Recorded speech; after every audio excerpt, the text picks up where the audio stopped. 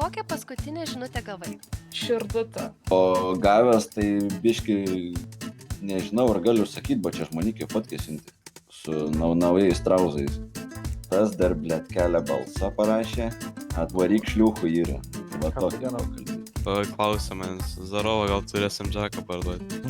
Sakau, ne, čiūkai gandras. Išsiunčiau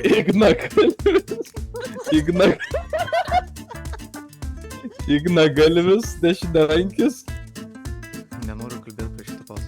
Labuka, tu ką kebabas, nes tave gerai surinkti. Paskutinę žinutę gavau iš Birutės Riveros, jinai man parašė, nebereikia helikopterio.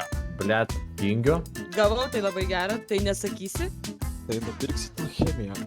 Julieta būsi mano mergina, tada čia atrašė man taip. XDDDD.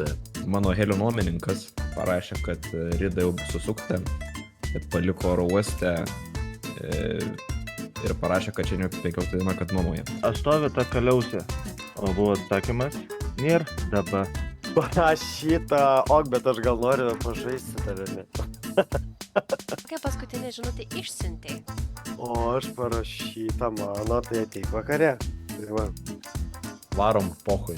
XDDDD. Parašiau savo kolegai, kad bičiukas achuėlį.